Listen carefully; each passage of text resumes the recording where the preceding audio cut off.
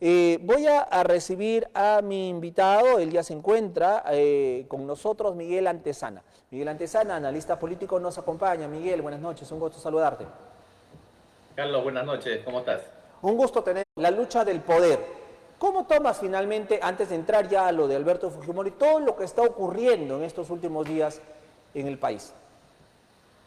Bueno, está siendo muy bondadoso, muy amable a jugar Juego de Tronos, porque quien tiene tronos sería como un reyesuelo y en realidad no son muchos muy reyesuelos que digamos, ¿ah?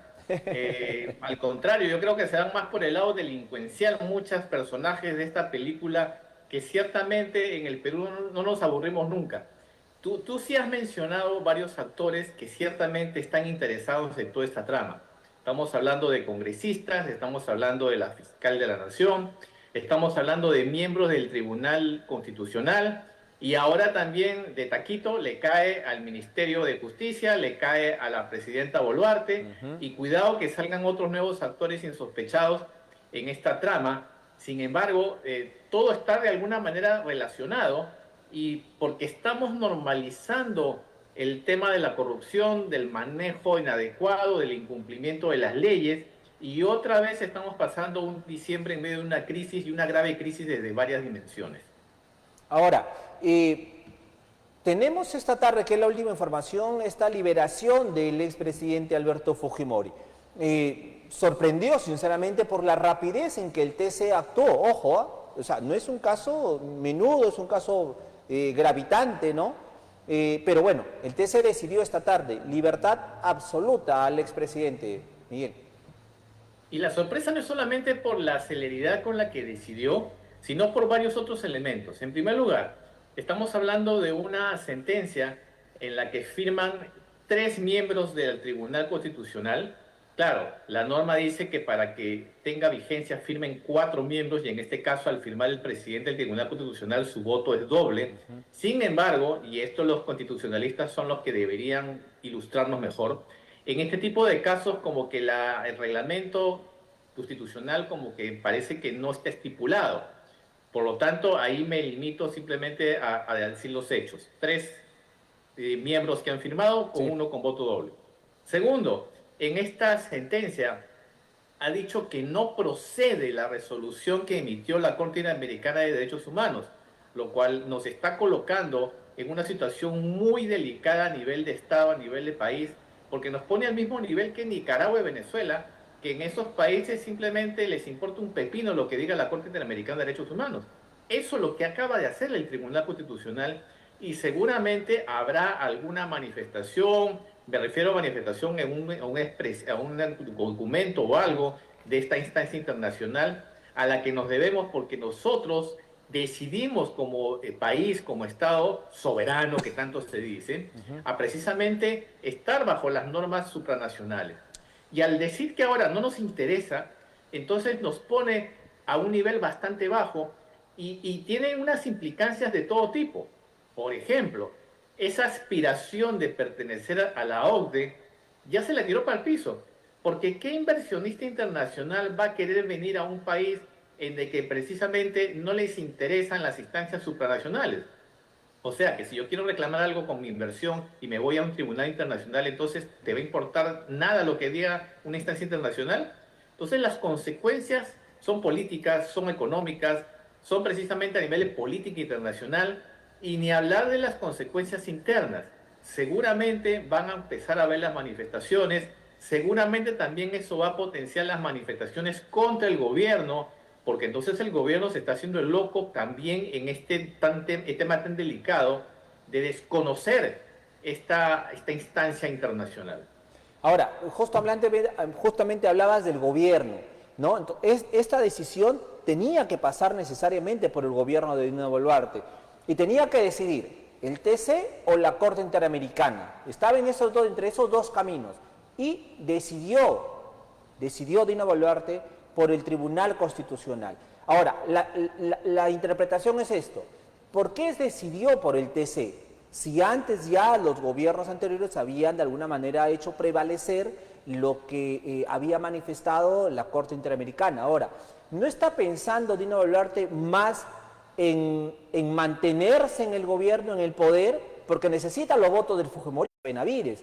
Entonces dicen, si yo anulo esto del TC o no le hago caso, no hago caso a lo que el TC acaba de manifestar, oye, en el Congreso me dan vuelta, inmediatamente, me sacan de Palacio y me voy al banquillo de los acusados directamente. Entonces, mejor es sobrevivencia política, me trago el sapo de la Corte Interamericana y le doy forata a Fujimori inmediatamente, ¿no?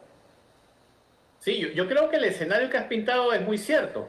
Ella le conviene muchísimo precisamente hacerle caso al Tribunal Constitucional, porque en la medida que le hiciese caso a la Corte Interamericana de Derechos Humanos, entonces esa acusación constitucional que hizo esa fiscal que ahora está cuestionada, entonces podría encontrar luz verde en el Congreso, que también están cuestionados en estas relaciones y tráfico de influencias, y el camino sería precisamente la primera inquilina mujer en la DIROES. Entonces yo supongo que eso es lo que está midiendo. Si yo me pongo del lado del Tribunal Constitucional, me estoy poniendo también del lado del Congreso y también me estoy poniendo del lado de la Fiscalía. Fíjate que todo tiene una conexión. Entonces, pero ojo, lo que no está contando el gobierno es con la población, porque la acusación es precisamente por delitos de lesa humanidad, por los muertos que tuvimos a comienzo de año. Y eso todavía es una herida que no se ha cerrado en el caso peruano. Y cuidado que en un contexto de recesión económica, en un contexto en el que el Congreso está haciendo lo que le da la gana con las reglas del sistema político, en un contexto en el que precisamente la ley está escrita en el papel y no se está cumpliendo, cuidado que se está encendiendo el fuego que está calentando esta olla a presión. Y yo no me quiero imaginar que la salida, ya sabemos que no va a ser legal, constitucional, porque el Tribunal Constitucional se ha encargado de tirarlo a la basura en estas circunstancias. Entonces la salida va a venir por otro lado, porque si no, entonces estaríamos normalizando el caos en el país, normalizando que el Estado de Derecho es una ilusión, es una utopía, y nos estamos poniendo, como dije hace un momento, a nivel de los parias internacionales. No cumplimos las normas internas y mucho menos las internacionales. Cuidado, porque anteriormente se intentó liberar al expresidente y hubieron movilizaciones multitudinarias en varias regiones del país y ya se está comenzando ya a correr, ¿no?, a través de redes sociales, ¿no?, el indulto es un insulto y comienza nuevamente a generarse todo este descontento social. Miguel. Sí, recordemos que el antifujimorismo en el Perú no es una ideología, no es un partido político, es una gran masa humana que cada vez gana adeptos. No solamente los que se sintieron agredidos, los que vivieron el régimen de Fujimori, sino también las siguientes generaciones, los hijos, los nietos, y además también Keiko Fujimori es la que se encarga de mantener viva el antifujimorismo. Porque la actitud de ella siempre, ella soberbia, siempre ella de queriendo saber más que todos, además con la hipocresía política con la que se maneja, por supuesto que van a haber marchas antifujimoristas y por supuesto que además van a ser multitudinarias, seguramente. Yo sé que hay muchos defensores y tienen todo el derecho de ser defensores del expresidente Fujimori, sin embargo también están los detractores que no se refieren como expresidente, sino como el exdictador, como el dictador Fujimori. Y ambas posiciones, cada una tiene los suficientes argumentos para defender. Sin embargo, hemos visto que el antifujimorismo ha tenido un gran peso electoral y un gran peso decisorio para elegir presidentes en el Perú. Si no, basta ver las últimas 3 elecciones que ha participado Keiko Fujimori y en el lugar que ha quedado. Por lo tanto, en un contexto de crisis política, el antifujimorismo tiene un peso muy importante, porque puede hacer también que este elemento que ahora es respaldo de Dina Boluarte, porque ella también se apoya en el fujimorismo, cuidado que también le hace temblar la base política que no tiene, porque recordemos que ella no tiene ningún partido que la apoye en el Congreso de la República. Para ir terminando, el caso de Patricia Benavides, Miguel, el día de hoy fue a la Comisión de Fiscalización del Congreso, pero estuvo pues, ella fue con el abogado Jorge del Castillo, su abogada, en este caso su abogado defensor, pero parecían otros congresistas, también parecían más que congresistas fiscalizadores, parecían abogados de Patricia Benavides. Así que también ahí la cosa va mal, también en torno al Ministerio Público y la fiscal Benavides. No, yo creo que la situación del Congreso es bastante delicada, porque se habla mucho de chats de nuevos congresistas que están por salir. Recordemos que el ex asesor de la fiscal aparentemente se ha allanado para lo que es la colaboración eficaz. Y recordemos que este Congreso precisamente también se quiso tumbar la colaboración eficaz. Fíjate que todo lo que ha hecho el Congreso es precisamente para salvar actos delincuenciales en las que ellos también están inmersos. Por lo tanto, la situación de los congresistas también es bastante peligrosa y de la fiscal yo creo que un día importante va a ser mañana, cuando la Junta Nacional de Justicia tenga que evaluar la situación de la fiscal.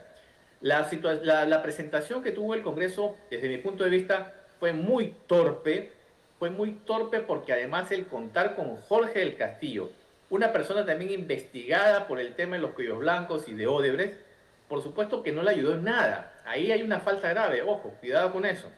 Y además los argumentos que dio la fiscal de que quiere además interponer recursos para que la Junta Nacional de Justicia no lo investigue. O sea, quien quiere investigarla, que la quiera tocar, ella va a meter un recurso para que no la afecte.